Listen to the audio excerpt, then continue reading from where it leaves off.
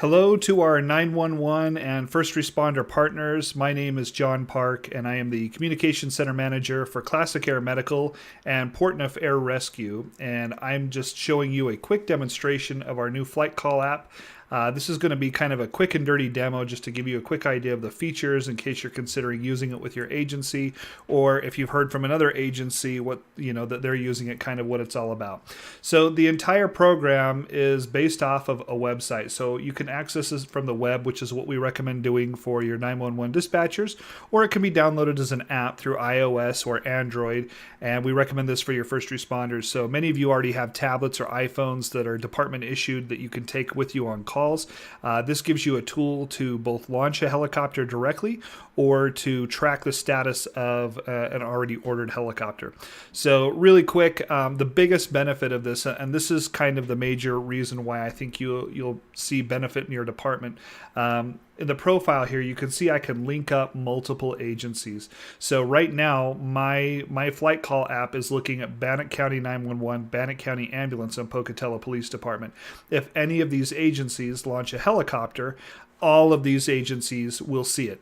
So this is kind of a big deal for your mutual aid, or if you have areas where, say, a county sheriff happens to be the first on scene and EMS needs to come in and see it later, or if your dispatcher launches it, but there's multiple agencies or even neighboring dispatches. So like in this case, Pocatello Police Department and Bannock County 911 are neighboring 911 agencies. They often respond together on calls. So if either side needs to launch a helicopter, both sides see it and both sides can get that information to their unit. So from the main screen here, this just shows recent calls. I just did another test video, so there's a recent call up there. Active calls is how you can see your neighbors' calls. Flight call is how we'll actually launch the app. There's also, we have a little educational calendar in here. It's not active at the moment, but we can put our CE things that we do out there in your communities so that you can participate with us if there's a class that's of interest to you or your organization. Hospital directory is a one-touch way to contact a hospital directly through your iPhone if you need to. Landing zone guide. This is just a quick and dirty landing zone guide. So if you guys have, new officers, new paramedics, or people who are not used to landing a helicopter, just a quick reminder of how to set up an LZ for us. And then that's it. This is the call to dispatch button. Anytime you hit this on an iPhone or a tablet, it will contact our dispatch directly. It'll use the phone inside the system. So let's make a quick flight call so you can see what this is about. So I'm going to go ahead and just punch in my PIN. And we're off the races. So that's going to start with my house. We're going to go ahead and just use Lava Hot Springs up here in Idaho as our test location. So I'm going to zoom in here, and we'll say that there's a wreck right at this overpass here, Center Street on State Road 30.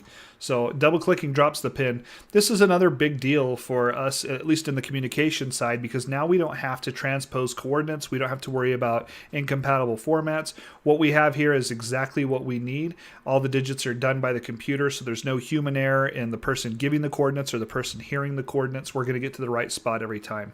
So now we can click call for flight.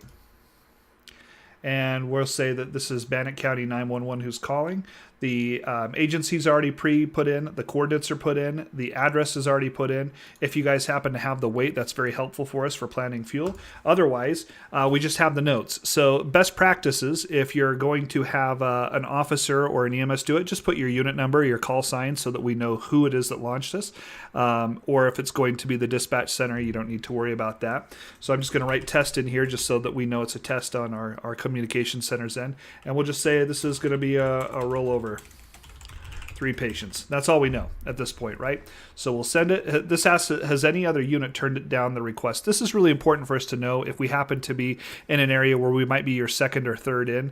If the first in turned it down for weather in the air community, we definitely want to know those things because at the end of the day, we all want to be safe. So that's the only thing that we ask on that. If you happen to know that, make sure to click that, and then we confirm flight call. So now on the back end, this is submitting it through the internet to our CAD system. So it submitted the request. As soon as our computer recognizes that it's there, we're going to see a quick pop-up that says it's been received by dispatch. That should happen here any moment. There we go. So now the dispatcher is currently assigning the asset that we want to send. So in this case, it's going to be Port Med 1 as our closest helicopter. So once they go ahead and copy the notes in, they've now assigned it. Now our GPS system is locating the physical position of that helicopter. So this is really key too. This isn't a boilerplate thing. If the helicopter's coming back from another call, if it happens to be flying in that area, we'll know the exact coordinates and you'll know the exact coordinates of where it's at and how long until it can get to where you are.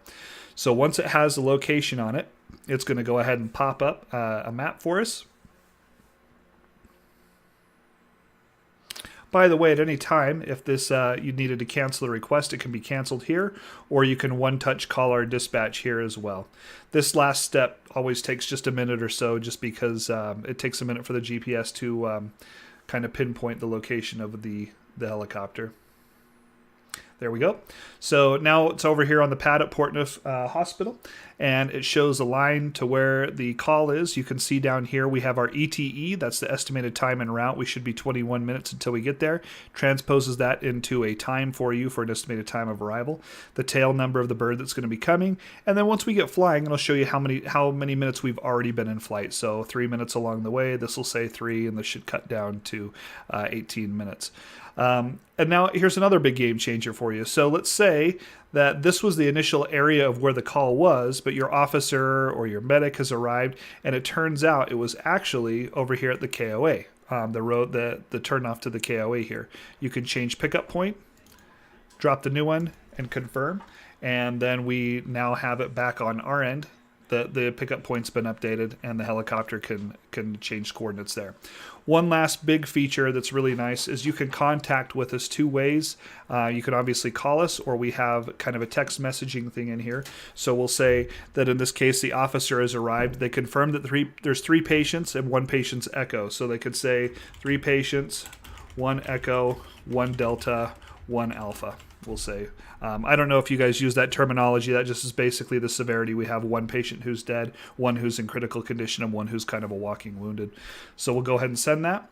And that message now on our end is popping up on our console. And as soon as our dispatcher sees it, they'll go ahead and copy the message, and you'll know that it's been received.